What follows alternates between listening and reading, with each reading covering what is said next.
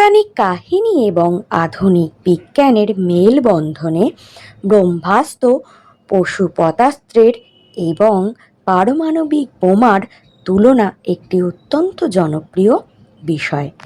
হিন্দু মহাকাব্য রামায়ণ ও মহাভারত এবং আধুনিক পদার্থবিজ্ঞানের তথ্যের ভিত্তিতে এই দুটির মধ্যে যে অভাবনীয় সাদৃশ্য পাওয়া যায় তা আমি আলোচনা করছি। ধ্বংসের ক্ষমতা ও প্রভাব। পৌরাণিক বর্ণনা অনুযায়ী ব্রহ্মাস্ত্র ছিল অমোঘ এবং এর বিনাশী ক্ষমতা ছিল অকল্পনীয়। তেজ ও উত্তাপ।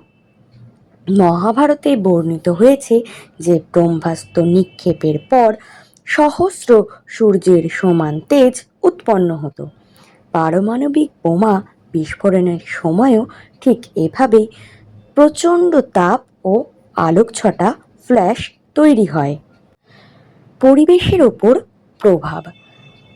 বলা হয়ে থাকে ব্রহ্মাস্ত্র যেখানে আঘাত হানত সেখানে দীর্ঘ 12 বছর পর্যন্ত কোনো ঘাস জন্মাতো না, অনুর্বর হয়ে যেত সেই জমি এবং বৃষ্টিপাতও হতো না।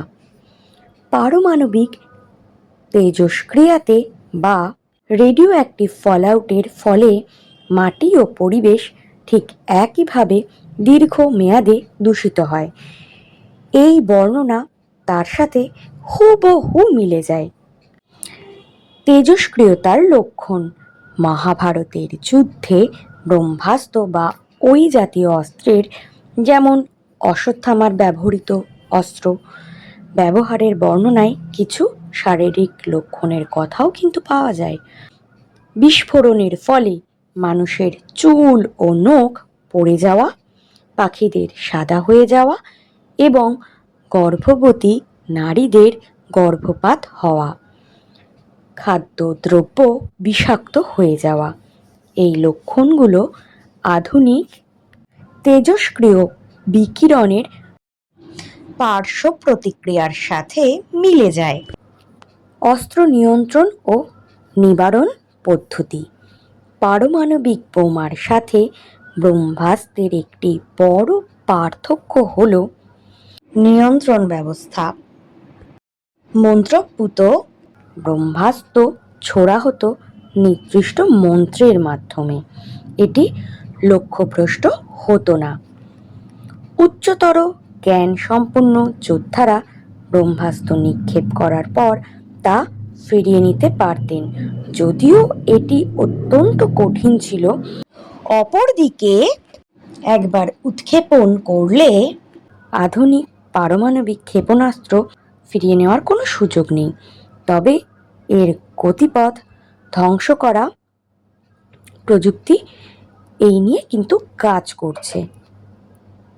ওপেনহেইমার ও শ্রীমদ্ ভাগবত গীতায় পারমাণবিক বোমার জনক জে রবার্ট ওপেনহেইমার নিজেই এই তুলনা ক্ষেত্রে সবথেকে বড় সূত্র। 1945 সালে প্রথম পারমাণবিক বোমার পরীক্ষা ধ্বংসলীলা দেখে তার মনে হয় শ্রীমদ্ ভাগবত গীতার সেই শ্লোকটির কথা। দিবি সূর্য সহস্র ভবে দুঃখ পদুস্থিতা যদি ভা সদৃশী সা তস্য মহাত্মনা।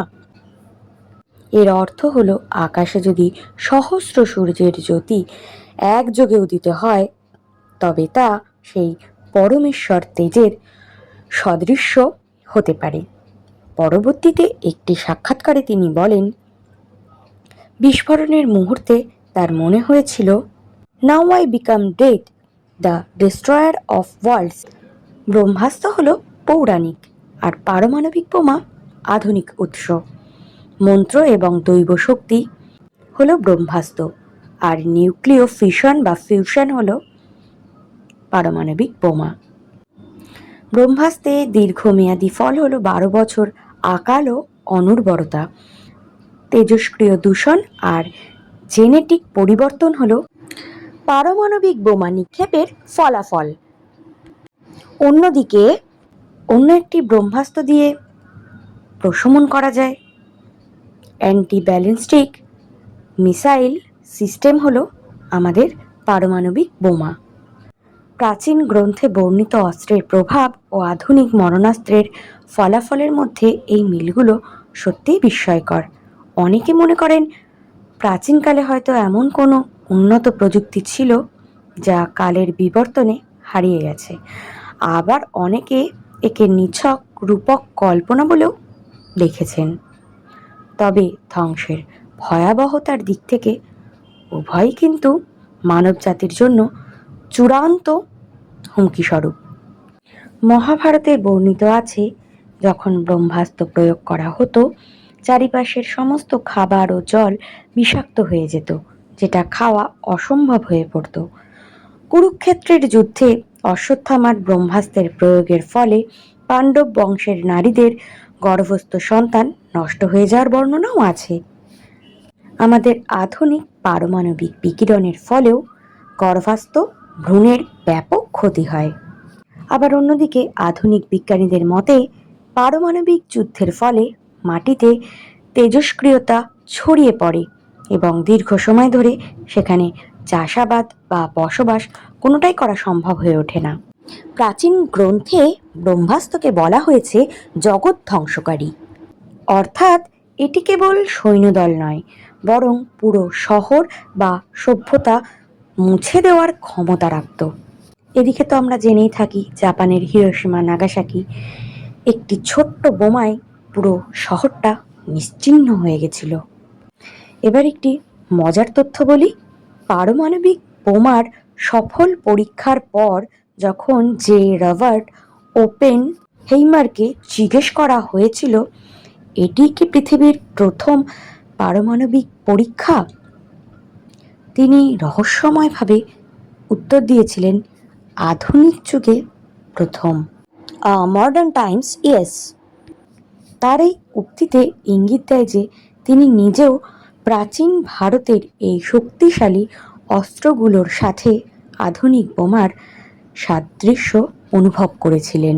ভিডিওটা যদি ভালো লেগে থাকে, যদি ইনফরমেটিভ মনে হয়, তাহলে অবশ্যই লাইক করবেন, চ্যানেলটাকে সাবস্ক্রাইব করতে ভুলবেন না। ভালো থাকবেন সকলে। রাধে রাধে, জয় রাধে গোবিন্দ। আরও এরকম ইনফরমেটিভ ভিডিও পেতে চ্যানেলটাকে সাবস্ক্রাইব করে রাখবেন।